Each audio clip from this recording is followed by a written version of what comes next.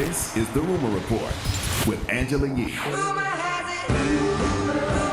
The Breakfast Club. So listen up.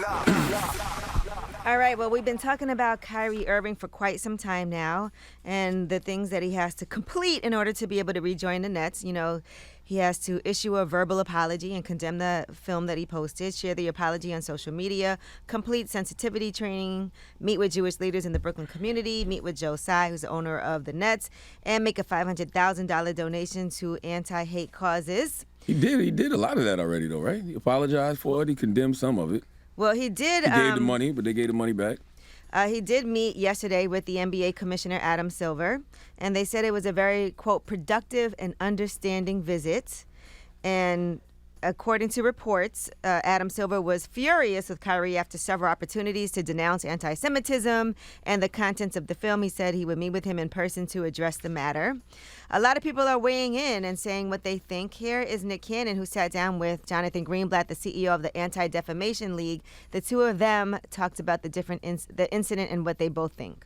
I can wholeheartedly say I know Kyrie Irving is not anti-Semitic. When given the chance to say, are you anti-Semitic or not, he didn't say, no, I'm not anti-Semitic. And the movie is saying white Jews invented the Holocaust and 6 million Jews didn't get killed. Okay, I know that isn't right. Right. There's a gigantic historical record. Jewish people know when you dehumanize us this way, we know what's around the corner. Those are the tropes that dehumanize Jewish people. The slave masters would bring the one that gets out of line, so all the other slaves would see. Lash after lash showed them the power to set an example. So when we see the 6 things that Kyrie must do to get his job back, right, that's dehumanizing. All right, now, like I said, a lot of people are weighing in. So Jaylen Brown from the Boston Celtics is also the vice president of the Players Association, said that he thinks those requirements are way too harsh. He said after Kyrie meets with Silver, he hopes that the league and the Players Association can set guidelines to better handle similar situations in the future. He told the Boston Globe, I don't believe Kyrie Irving is anti-Semitic. I don't think people in our governing bodies think he's anti-Semitic. He made a mistake. We understand from an outside perspective how important sensitivity is to not condone hate speech and not condone anything of that nature. It's sensitivity to the dialect around that. We don't want to stand up for somebody in order to not condemn hate speech. But I don't believe Kyrie Irving is anti-Semitic, and hopefully the NBA feels the same way. There's an interesting distinction between when what somebody says verbally and what somebody posts as a link on a platform with no description behind it. Some people will argue there's no difference, and some people will argue there is a difference. It's definitely a big difference.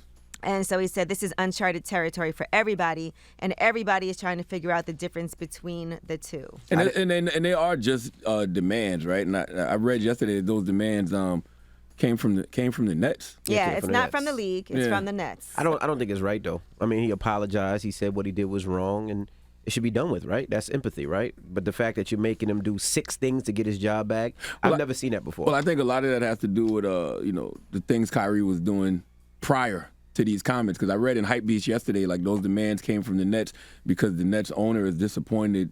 And this is what the Hypebeast said. Nets owner is disappointed and fed up with Kyrie's antics, and so they crafted these demands knowing that Kyrie wouldn't complete all 6, and that could, subject him to potential outright release. Yeah, but as an organization, that just seems crazy to give somebody 6 things to do after he apologized and said he was wrong.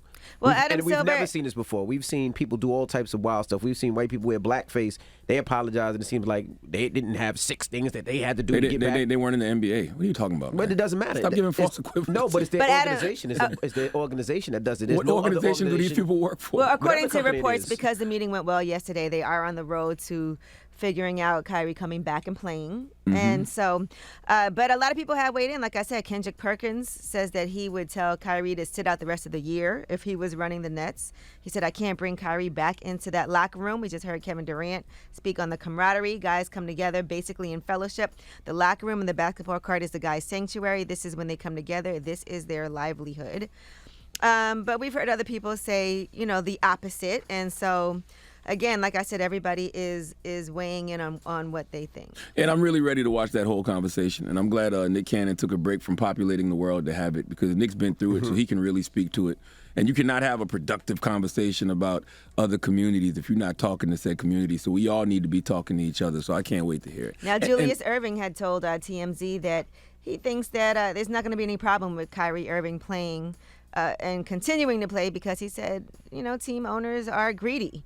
And he's going to end up in the league playing for somebody no matter how toxic he is. As long as he's young enough to score those buckets and do what he does, be Kyrie, he's going to have a job. And we can't act like the NBA isn't consistent. This is pretty consistent with the NBA. Donald Sterling makes racist comments. He gets kicked out of the league. He got to sell his team. The owner from the Suns, he makes racist, sexist comments. He gets suspended for a year. Now he's got to, sell his team by the end of the year. So the NBA is really consistent. I forgot the player who posted a gay slur a few weeks ago on his Instagram.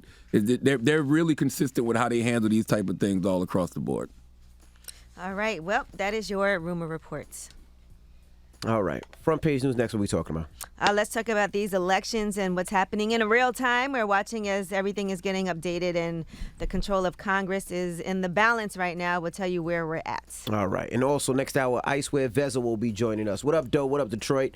We're going to be kicking with him in a little bit. All right, it's The Breakfast Club. Good morning.